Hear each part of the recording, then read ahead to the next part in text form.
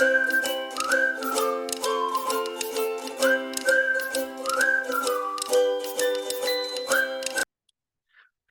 if you are planning to move to Netherlands or already living in Netherlands, this session is all you need. In this episode, we will covering everything you want to know about life and career in Netherlands. So for example, how non-Dutch speaker can land meaningful jobs. What are the schooling options and the future prospect for your kids? How women and spouses can integrate, work and grow. What you really get for a high taxes you pay in Netherlands, and lot of tips on housing, subsidies, cultural integration, and various government schemes. So stay tuned. This is all in one guide to thriving in Netherlands. But friends, before we dive in, don't forget to subscribe to our channel Career Stock, hit like, and drop a comment on what you found most useful. And most importantly, please share this episode with your friends, other WhatsApp group. This session is valuable for all the experts in Netherlands. So with that, it's time to welcome today's guest. And I'm so proud and super excited to introduce Nupur Kohli. She is a member of parliament candidate, a medical doctor, Harvard Business School graduate, and she's also part of board of member at Shell Netherlands. Oh for God, if you going to look into her LinkedIn profile, there are like 100 of things. I've just captured very few things. So thank you, Nupur, for joining us. Welcome. Over to you, Nupur. Thank you, Sanand. It's a pleasure to be here, and I'm looking forward to have this conversation with you today. Wonderful. So, Nupur, if you can just tell about your background, very brief, because I know otherwise it will be a 1 hour session. Very brief, like how you came over here, or let's say how much time you've already spent over here in Netherlands, or something like that. So our audience who are looking this session first time, they understand your background a little bit. How what are the time you have spent in Netherlands? So something about yourself, Nupur, very quickly. Yeah. Yeah, certainly. Well, Sonand has already shared many things with you. I'm a medical doctor and a Dutch member of parliament, candidate on the board of Shell here in the Netherlands. So besides being a medical doctor, a politician, and an entrepreneur, I was actually born in the Netherlands. So I have lived most of my life in the Netherlands. Of course, as you can see, I'm of Indian origin, and I have many friends who were born in India and are living here. There's a vast Indian diaspora in the Netherlands, all with different experiences. So there's definitely a lot to share about what is nice about living here in the Netherlands, what you can do with your career. So that's a Wonderful. little bit about me. Wonderful, Nupur. Thank you. So let's start this session, and I'm going to start with some interesting conversation that okay, you might have talked to so many hundred of people out there. You might have conversation with different Indians who moved here. So what are three aspects of life in Netherlands they say they love, and what are the three things they often find challenging or would like to change if they could? Yeah. So I meet many people in the Indian diaspora community, and the first thing that they often share is that they really like the work-life balance in the Netherlands. That's really what Indian people like here. And the second thing is that when Indian people come new to the Netherlands, many people really like that there are many people in the Netherlands who can speak English with them. When you're new to a country, it's very nice that you can at least have a conversation, whether you live here for a short time or are planning to learn Dutch later. So that's a very nice thing. And the third thing that I often hear is that many Indian people find that there is freedom to move in the Netherlands. You can cycle from place to place. Many people here have a very active and healthy lifestyle. You can walk from place to place. There's in general much attention for that in the Dutch society, and those are things that they really appreciate when they are living here. You also asked about the challenges, right? Challenges, yes, of course, yes. Yeah, so there I also hear different things. Maybe I'm now pointing out other things than you might have heard from maybe different speakers that you had on your show.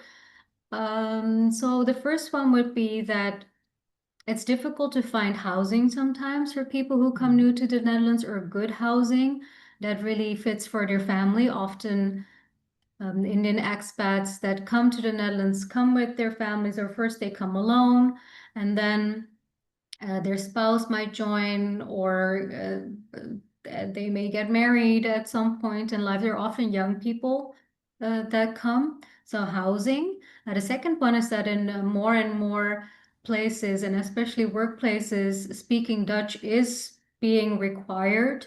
So that can be a challenge that at first they might be in a job where where they can speak English, but then when they are looking to broaden their scope or to find other interesting jobs, then sometimes Dutch is required, and that can be a challenge. The third one is I also often hear that parents who may not stay here for the very long term, they have questions about Yeah. what schools or type of education would be good for their children. So to understand the education system. Of course, information is available online, but still there are many questions to understand the system better. As I shared, it's often young people or young families that move to the Netherlands for either short term or long term. Yeah. True. Wonderful. I can share one or two more challenges like environment. The climate is a problem. I mean, we are not used to this kind of rainy season because and it's again depending on which part of country you are coming from India. Okay, wonderful. Thank you, Nupur. Okay, so let's move on. Now this next question is more on a job prospect for non-native Dutch speaker. So according to your experience, to what extent can English only speaker find some meaningful work here? And if you can also highlight some of the sectors or roles which you think are more open to non-Dutch speaker. Of course, IT is one, but if you want to also shed some light on other different sectors, some roles, perhaps. Yeah. Certainly. So English only speakers can definitely find meaningful work here. As I shared in your earlier question, many Dutch people speak English. It also depends Mhm. on your level of education, where to find that.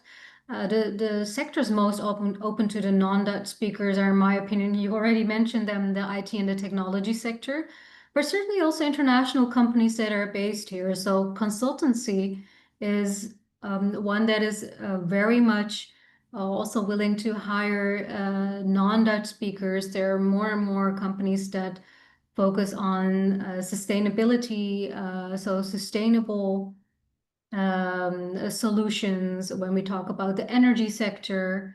But even in agriculture and agriculture technology or the food business, if we talk about food technology, there you will also find jobs that are available to non-Dutch speakers.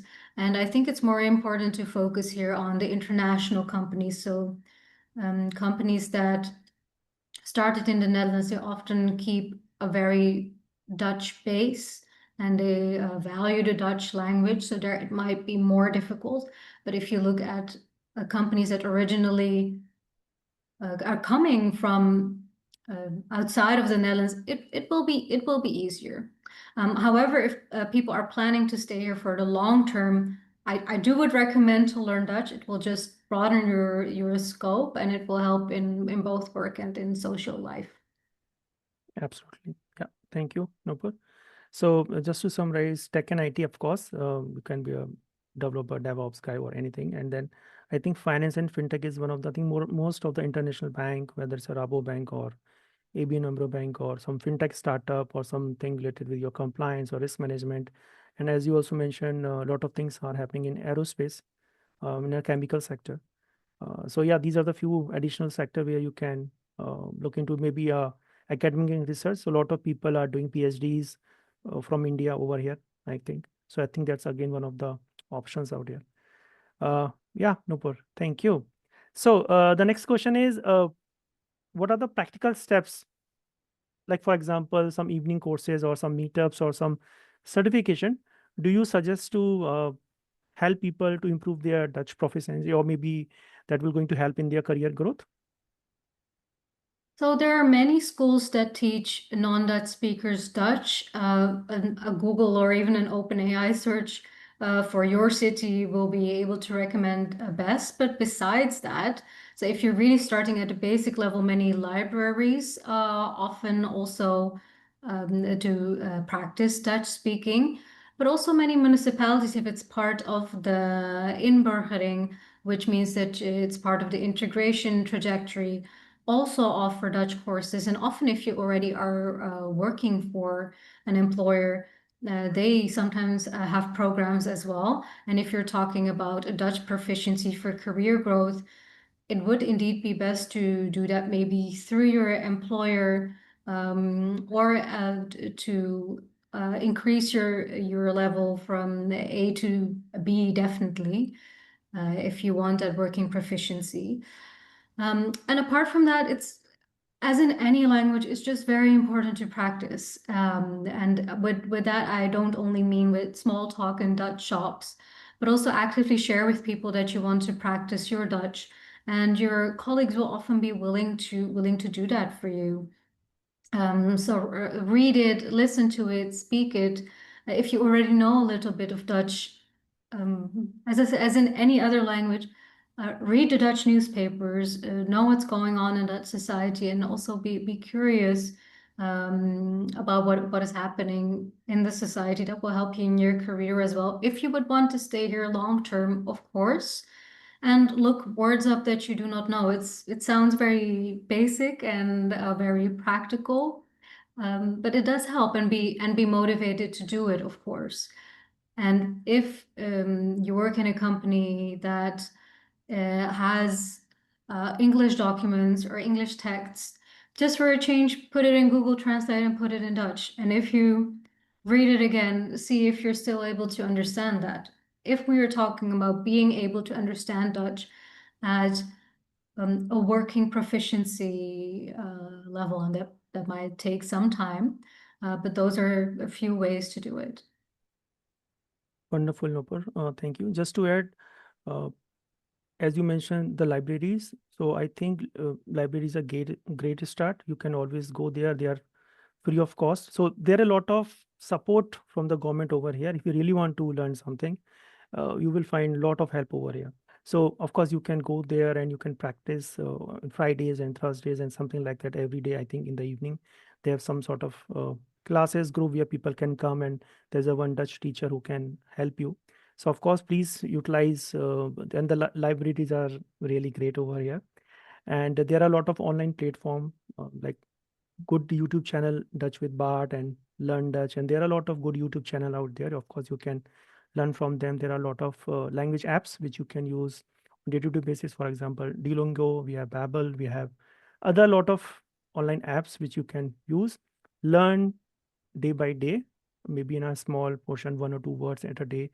Practice conversation in your real life. As you mentioned, maybe you can join some Dutch language meetups, meetup.com, or some Toastmaster club, some Dutch chapters, something like that.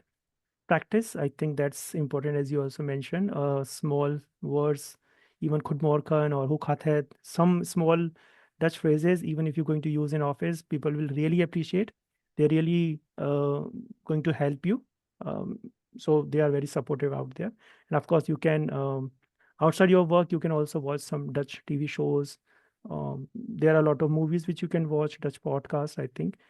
So all this helped me. Even I purchased some children books, Dutch news and children books. That's also going to help you for sure. So yeah, I mean, these are the few things. So your evening courses, your libraries, your daily practice, your real life exposure. I think that recipe for the fastest growth. Uh, yeah, thank you, Nupur.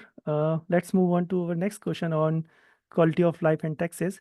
So Netherlands has relatively high income, and the taxes are also very high over here. Still, a lot of experts still choose to stay over here. So what do you think? What aspect of Dutch society or public services make the tax burden feel worthwhile? Well, as I mentioned, I hear that many people like the work-life balance here. So for some people, that is still a big reason to come here and make the tax burden feel worthwhile, because you get a work-life balance back for it. For quite some people, also, the money after taxes is still sufficient or satisfying to live from. So it also depends on what perspective you look at it.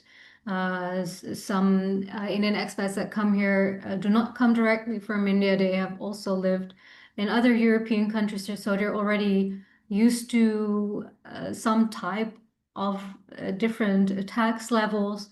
So taking all those life experiences into account, that helps them.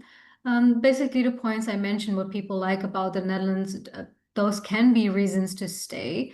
Some have a great growing career here that they do not want to let go, or have already family or friends here. Also, there are Indian people who do not find the tax a burden. That part is, as I mentioned, not so important. So then the choice is also easier for them. And there are certain other benefits that are there. For example, if you have childcare or for healthcare, there is some extra support. So all those things adding can make that people feel, well, it's really nice living here. And we see that because the number of Indian expats is still growing in the Netherlands. Absolutely. Yeah, just to add over there, a couple of more things. For example, we have very strong social safety net. So there are a lot of unemployment benefits. You have a sickness pay, you have a parental leave, you have a disability support. There are very good child care subsidies for working parents. Then we have a state pensions and some solid work protection laws are over here. It's not like in India that you're paying so much that you're not getting honestly any benefit, like actual real benefit. If you are disabled, if you lost your job, there is no support. To be very honest, I have to say that but that's the case. We all know that. And of course, as you mentioned, work-life balance, strong labor laws. So 4-day work week, part-time contracts are very common over here. There are mandatory vacation days, again, clean, safe, livable environment, low crime rate, clean air, water. Compared to Delhi, Mumbai, you can't even compare, honestly. The air purity index, you cannot even compare. Lot of green space, museum, festivals. So, and of course, when you are coming, initially there is 30% ruling. So that also going to help you. This is now up till 5 years. So 30% of the gross income tax free for up to 5 years. So I think these are the few additional things. Public infrastructure is great. I don't need to buy a car. So, I mean, it's almost now 5 years for me over here. Reliable trains, trams, buses, sharp on time, there is no delay. I mean, there is a plan, then but then overall, great infrastructure, affordable education. So if you are sending your kids in a Dutch schools, absolutely free. And those schools, for the namesake, are public school or government school, but they are at par with some private international schools back there in India. To be very honest, I can tell you because I came from there, so I know. So these are the few additional things I just want to add. Nupur. Okay, wonderful. Okay, so let's move on. Uh, okay, could you also like walk us through the options as an Indian expert family? So, for example, let's say if someone has to choose between a Dutch or international or bilingual school, so what are the different factors should parents weight? How they are going to compare? Is it like the time factor, or is it something else, or is it about the affordability? How they can choose, because we always struggle. Yeah, this question, it comes quite often to me as well. So how to choose and what to do. There are many different factors actually. So to me, if you plan to stay here long term and you want your children to go to a Dutch university, then a Dutch school might make more sense. If you plan to stay here short term and you go back to India after a few years, or maybe you move abroad to again in a country with a different language or English speaking country, then an international or bilingual school may make more sense. Also, if you want to send your child abroad for university studies, you can choose for an international or bilingual school. That might help. But if you want your child to integrate well in Dutch society, have better options in Dutch society, maybe even have better options in Europe, I would say, then a Dutch school makes more sense because your child will be able to build also a local network. So in an international school, I always see, or a bilingual school, to more build a network that's international. But if you want your child to have a stronghold in Dutch society, then a Dutch school make more sense. But again, this is also partly my own experience and what I've seen from people around me, maybe people who live in a different bubble in society have heard different things. So I would say what weighs most heavily, it's more a choice of what you prefer, looking at the aspects that I just mentioned. And yes, of course, there is a difference of fees, and for many people that also matters if you are willing to pay a certain fee. I myself, I went to a Dutch school. My Hindi and English are fine. I could make use of basically every opportunity I had, not only here, but also abroad, with a really strong network in the Netherlands. So it benefited me. Maybe it was the same when I went to international school. Maybe it was different. More saying it, just make sure that uh, you know what you want for your child in the future. And if your child is a little older, also have that conversation with your child. What would your child want? What do they think about their future? If they're maybe already a teenager when you come to the Netherlands, all these things matter. True, true, absolutely. Okay, wonderful. Thank you, Nupur. Let's move on to our next question. And the next question is, let's say a lot of newcomer, they are not aware about various childcare and education subsidies. Uh, so which one should expat parents look into and how do they apply? Sometimes if someone is just coming and they have no idea. So is there any website or some other help how they can aware about that all these things exist and they can actually use all these things? So I believe the childcare support, education support, of course, in some cases they do apply, and also for healthcare are the most important ones that people make use of. So I would definitely look into those. Best is for the latest rules to look on the government websites and also the municipality websites, or make an appointment with someone of your municipality office that can explain you best what fits for you. Those advisors are there. Many people do not even know that those advisors are available for you there and that they can share that for you.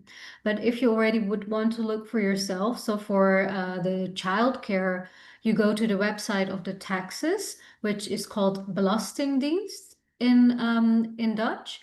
And on that website, you click on a very difficult word called toeslagen. Maybe Sanand, you can share that later with the listeners as well. And there you can see what applies for you. There are many rules in the Netherlands, but they do have a purpose. And you might have to go through quite a few rules, but do look on that website what applies for you.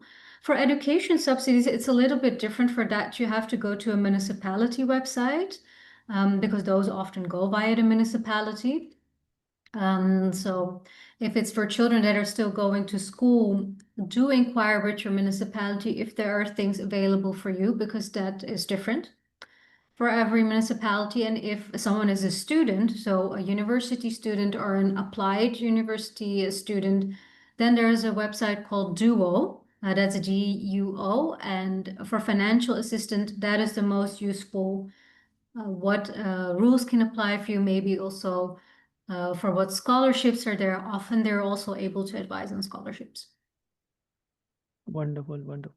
So just to quickly, one more thing, and I think so. If both the parents are working or studying, I think there is, I think, some childcare allowance that to help to cover cost of your registered childcare. So if your kids are going in daycare or after school care or something like that, I think that's one subsidy. Second is child related budget. So some specific money is given to you after every quarter or something like that based on your income and other things. It's for low to middle income families. So if you qualify for that child benefit, you can also get it. And then I think the third one is regarding SVB. Like all the parents with the kids under 18, they get it regardless of the income. So even we also get it. It's amount, but I think it's a good amount after 3 months or 4 months we get it. So it's automatically it will come to your bank account. But then of course you have to register them. There are a lot of other benefit like that. I think study finance, if your kids are older childrens, they can also get, I think, easily, like they can get the loan and things like that. So there are a lot of school cost support and a lot of things which are available. Um, I think if you have a DGD, you can access to all these facilities online, income, child, hour, and things like that. So yes, Nupur, yeah, wonderful. Thank you for that. Okay, let's move on. So now, if someone is little older, so according to your experience, like what should Indian or a non-EU student know about tuition fee difference or some scholarships or some living cost allowance if someone want to, let's say, graduate from over here, or so they want to do masters from here or something like that. If you can Yeah. also share some of the information over there. Yeah, so one of the things that is maybe important to share is that the current government is looking into cutting the number of international students that are allowed to study here. So why I'm mentioning this is if you have been admitted here to a university, or if you have not been admitted yet, keep in mind to have a backup options as well. That's that is what is also happening here now. Apart from that, if you are the happy one that's admitted here and you already are making plans to come, then you're in for a very nice and a fun time. However, yes, living costs is important to know about. Living costs also depends on which city you will choose to study in. So we already spoke about it. Get in touch with Duo, so DUO, but also with your municipality, what kinds of allowances are there. And also, Duo will often be able to advise you on scholarships. Amsterdam is the most expensive city, but the more you go to the south or the east of the Netherlands, it may be more affordable, but also there it can be costly. And my best advice would be, and you were also speaking about it at the start, Sunandis, to join a Facebook or WhatsApp group with current students. They're often the most updated and have all the tips and tricks how to best handle things in a particular university or city. When I asked around with current students, I also heard back things of which I thought, oh, things keep changing all the time, very rapidly. New things keep coming up, and many universities have their own Indian student associations now too. So I would definitely recommend to get in touch with them or any other student association of your study before you also go to study there.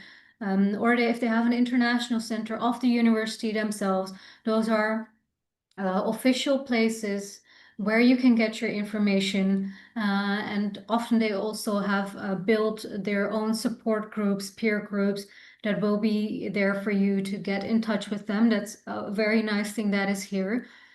Important is to know that there are quite some universities here that do not have a campus type of student housing or living places for students. So you will have to either find a shared apartment or an apartment or a studio yourself. And that's actually quite challenging. In the starting, I mentioned housing is often the number one thing that many people mention.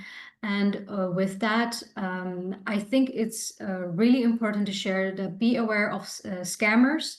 Maybe we'll come back to that later as well. Cross-check.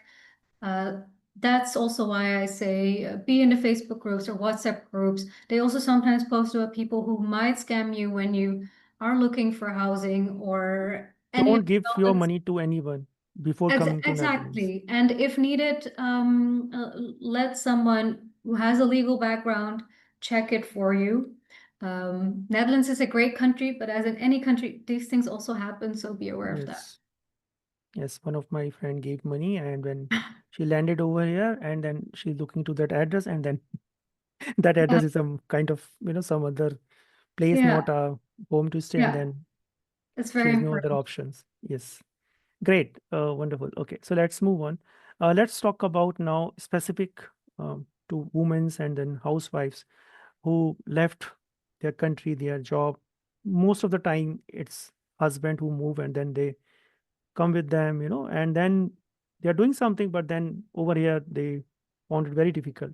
So for specifically for expats, spouses or housewives, they want to look to re-enter into the workforce, or they really want to get involved locally, or what are some low barrier opportunities which you think are there?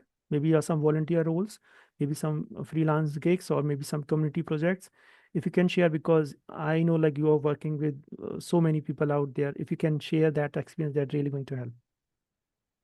That's a great question. So, for re-entering the workforce, volunteer roles and community projects can help with getting active again. But I would not immediately recommend that or advise that when you want to re-enter the workforce.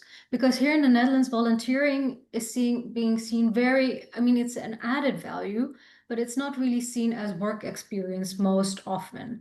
So it's for you to get active again and to get to know people, but to re-enter the workforce, there's quite a few different ways. So Dutch employers, we already spoke about this, Dutch employers like it more if you know Dutch. And they also like to look at your previous work experience or that you have done some extra course in the Netherlands. So when you're looking to re-enter the workforce, uh, also look at your CV again, how you can optimize your CV actually. Those are one of the things I would do next to volunteering or any freelance gig. Make your CV presentable and that you can explain why certain things are on it. I think those will actually help you a lot as well. But to get to know people, volunteer roles with people who might also work in a sector you would like to enter, that helps. Freelancing, many think is a low barrier, but without a network in the Netherlands, it's often not that easy to find a freelance gig. So if you have a network or maybe are building a great network within the expat community, then I would say go for freelance work. My best advice otherwise would also be to look for career events. You can find them through Facebook, but also with a simple Google search. And again, the municipalities have many programs that people do not know about. They also have their own career events or they post career events on their websites. So there are many ways to find that. And last but not least, find people on LinkedIn working in the same role as you would like to, and have a coffee or an online chat with them. And also ask them the same question. Are there any maybe volunteering roles where people are there that do the same role as them? Or are there ways to also maybe join a meetup? Those I actually find are most effective also for expat women here that are coming to the Netherlands who are looking for what should I do? Um, Career events or any other creative activity where professionals are there will help. Even perhaps they can start their own business. Let's say if someone is good in cooking or cakes, or I mean, I've seen a lot of Indian housewives, they have started their own small business, but then they are doing it and now they scale it. So again, one of the things we always thought about in back there in job, but over here, I think business is also relatively more, structured, I would say. And then of course, depending on your skills and your interests for sure. If you have some hobby, for example, if you good in yoga, even you can be a yoga instructor over here and you can earn a good, let's say 20 euros or 30 euros per hour. And that's good. You can sit at home and you can, even taught few things to the kids over here. So opportunities are more. Of course, you have to, as you mentioned, you have to network. There are a lot of groups, helping group, Expat Republic, meetups, Women Business Initiative Internationals, we call them. WBII, and like that there are a lot of, depending on your specific cities, if you went to Amsterdam, Rotterdam, or Den Haag, so you will find specific Facebook groups, and of course you can always try to join some volunteer um, groups and organization. At least there you will create that network. You will start learning the Dutch words. That hesitation will be go away if you join those. I think that's really going to help. So yeah, that's something which I just want to add over. Okay, great, Nupur. Thank you for that. And let's move on. The next question is more on a housing part. So you have already mentioned that there are a lot of challenges in terms of finding the house. So if you can share some practical tips, like if some experts are searching for a house, if you can share some sort of tricks or tips how to navigate this tight rental market, that will be great. Yeah, it's a great question, and it's also a very, very difficult question. As it's also very hard for local people these days to find housing. And one advantage that local people have that they have a local Dutch network. So it's not really a trick, more of a tip is not to isolate yourself inside your home. That's one thing, very important. Talk to your neighbors, talk to people in your locality. If you already have a house or maybe you have to shift houses, get to know Dutch people. Because Dutch people also often know where the next houses are available if you need them. And if it's not Dutch people, then just build that network of with the Indian expats as well, with the Indian diaspora. Many houses go via a broker, but also many houses before they get on the market, uh, you would maybe already want to grab the person back then that's already wanting to rent out their house, or they're moving out, or maybe they put it on the market for sale. That's one tip.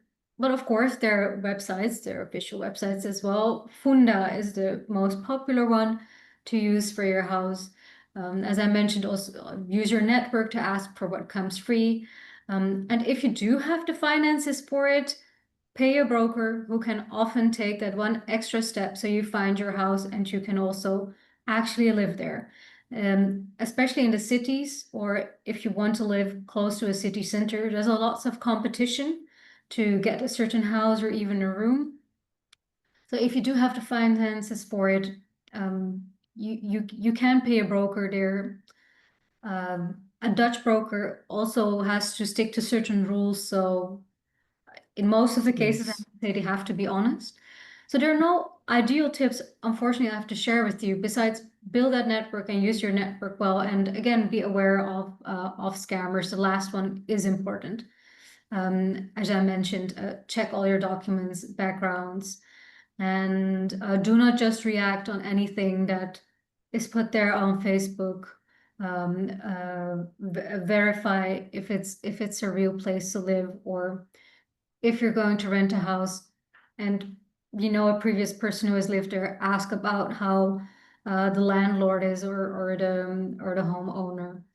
I believe these are a few things that I could share for now, and I hope it will help the listeners as well. Wonderful, novel. Just to add a small thing, my story when I came 5 6 years back. So when I came here first time, and it's a not a surprise but a shock for me. I went there just to in India it's pretty easy. You have some landlord and you just go there and you put some money. Life is little easy compared to over here if you talk about renting part. But over here it's a shocker to me, to be honest. I went there. I submitted, first of all, that lady asked me hundred of documents. So I gave all my offer letter, my salary slip, my this and that, blah blah blah, 100 things. And then I went there with this hope that, oh, I will get it. And there I was surprised there are close to 25 to 30 people out there. And I was like, I was thinking maybe there is some festival is happening or something is happening, some birthday party is there. But then they all gathered for that one particular room only. And that was like eye opener for me, that what is actually happening over here. So if you are coming first time from India, please make sure that you will sort out this housing problem. What I feel that there are few like alternative options. So first of all, try to come alone. never come with your complete family. It's going to make your life a little bit more difficult. So try to find some, even it's okay to find some short-term rentals or subletting, or you can also try to find places outside the city center. So they are cheaper and they are better, availability is also there. And over here, the public transport is really super. So the your commuting is easy. There won't be any problem. And you can also explore some shared housing or roommate kind of thing. That will reduce the cost, and you will get some time to find the actual house.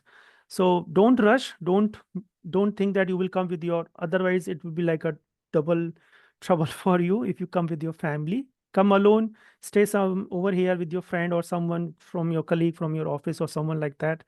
So that's, I think, something important. And of course, as you mentioned, ask your colleague, your friends, some expert groups, if some apartment is available. There are a lot of WhatsApp groups specific for housing and all. Join those groups.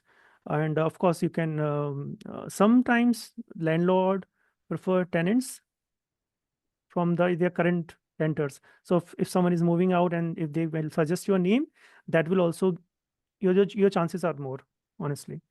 And of course, there are a lot of meetups, groups, and housing fairs which are happening, where sometime landlords also advertise directly. So you can also join them. And never ever give your money to anyone in advance in Netherlands. Once you meet, and even over here, verbal commitment is a signed thing over. So don't even tell someone that, okay, I will have your house, or okay, this looks good, and never mention on your email or on chat. It's a legal bound over here. Even if you say someone verbally that, okay, I'm going to take your house, and later on you find something better, you cannot escape that. There are heavy penalties, and out there it's not like India. You cannot escape over here. No, but just few things I'm just adding because I faced all these kind of things. For you, maybe it's not a problem, but for us, it's a big problem because things are totally different. The way people interact, the people trust each other. So if I tell something to you, you will trust. That is, it's now, it's as a promise. You cannot broke. India, it's not like that. People come, they see five houses, and then they decide on one. They make some excuses. You cannot make excuses over there. So think about 100 times before signing anything over here in Netherlands. Okay, let's move on. Let's talk about healthcare. I think if you can also mention something on healthcare part or anything on with respect to medical facilities or things like that, that would be also great. Yes, definitely. So, when we already spoke a little bit about healthcare allowances. So, for healthcare allowances, it's great again to connect with your municipality and also ask them what is there. Look at the website of the taxes again. That's one thing that will definitely help you. When we talk about healthcare and you come here new as an expat, it's compulsory to have a GP. So the first thing I would do, or even before you're coming, already look which general practitioners are in your neighborhood that you can register with.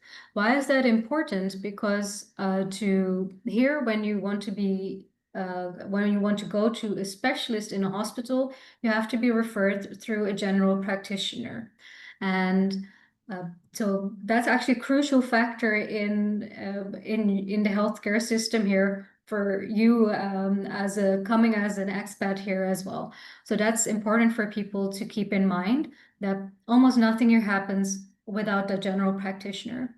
And then the second one is the healthcare insurance here. You cannot pay directly here to, in most of the cases, sometimes there are exceptions, but you cannot pay directly to a general practitioner, to a specialist in a hospital, any amount of money. Everything, fortunately, but also sometimes unfortunately, goes through a healthcare insurer. So be sure to compare the different packages that healthcare insurance have here, if that also fits your requirements. There's a basic package, but I can recommend to also look at what extra packages are there that fit your requirement. Those can be expensive. That's a little bit of the downside of living in the Netherlands, that healthcare insurances can be expensive, but they will help you for your access to that healthcare system, and also to know where your most nearby pharmacies are. There are also 24-hour pharmacies that are open 24 hours. Many people do not know how to locate them, where they are. Same for the hospitals, and also where the emergency places are. There are not many schemes around healthcare, but what links close to healthcare are the childcare subsidies. And maybe to mention that there are, for children under 18, there's free dental care. Yes. But also Even there no are, insurance is also yeah, not there. Even insurance is yeah, not there. With parent, they are free. exactly. You can have a family package. Maybe a last one to add that might also be useful for healthcare is that there are certain schemes for public transportation. So if you live here, you might have to go a little further to another hospital, or you live just outside of the city.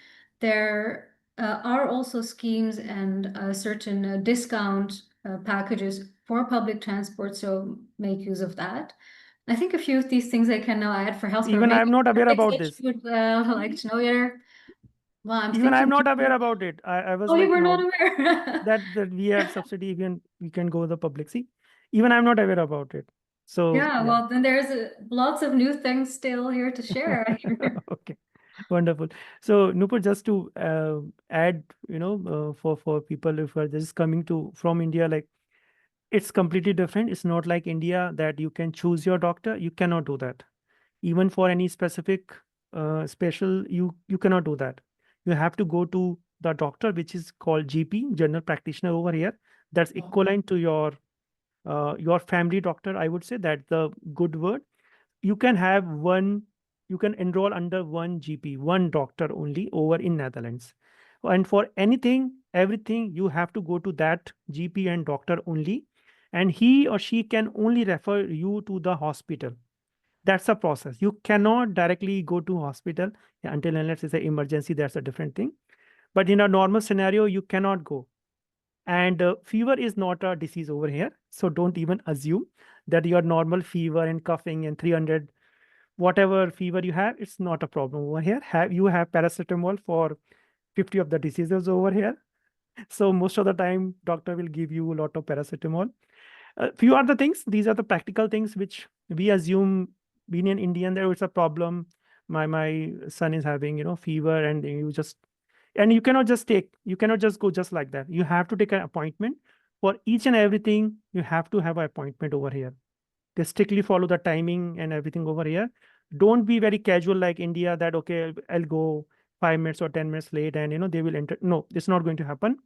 But good thing is, everything, you have a insurance, so you don't have to pay them anything, even to your for your medicines nowadays.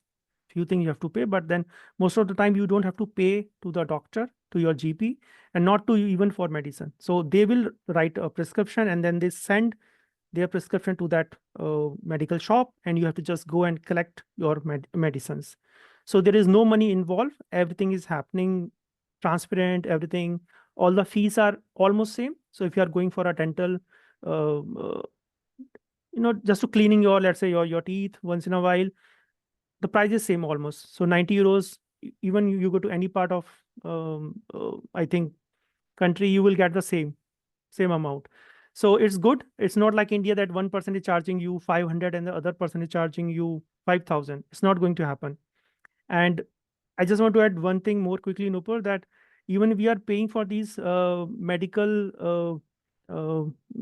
insurance, which is good amount, but when there are conditions, critical conditions. So I have a friend whose child gone through a heart attack, massive, some major surgery happened, which costs around 40, 50 lakhs perhaps in India. But over here, it's everything is covered under that insurance only. So that person don't have to pay anything. So these are the few things. Everything is covered. So I think that's really good. Okay, Nupur. Sorry, I'm just taking your time just because I just also want to add a couple of things from my perspective. Great. So last question for the day. If you can also share some of the cultural habit. So, for example, around punctuality or directness, or let's say some social etiquettes. Can those things make a big difference over here if you follow, if you can adopt those kind of things. Cultural habit, I would say, being a Dutch.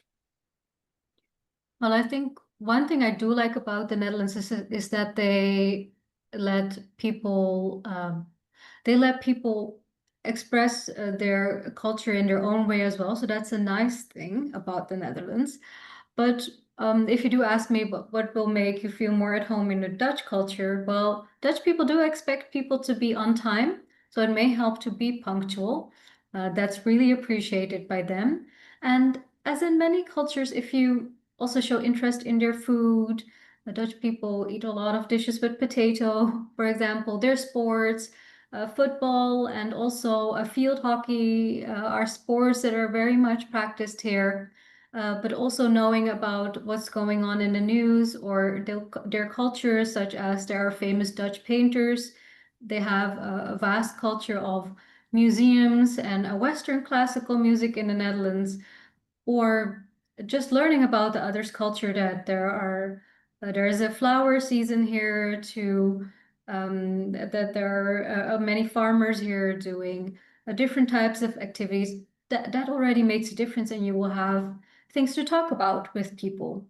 Also, in general, observing what you see around you, and that can also be the beauty of living in a new country, adopting a bit of the other culture while also maintaining your own, and also invite Dutch people to get to know a bit about our Indian culture as well. They like learning about that, so that will help to feel more at home here.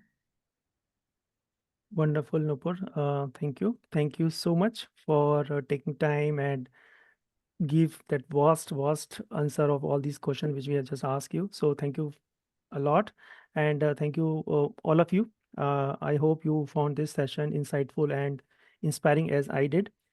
And don't forget to subscribe to our channel Career Talk. Please hit that like button, leave a comment, share what you learn or what you want to hear next from us. So until next time, I'm Sunil Sharma signing off along with Nupur. Thank you. See you soon. Thank you, Nupur, one more time. Thank you for this great conversation.